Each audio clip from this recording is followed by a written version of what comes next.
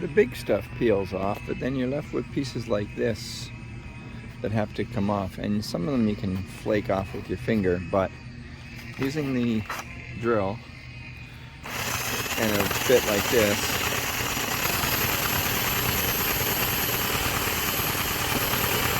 allows me to scrape it off a little quicker.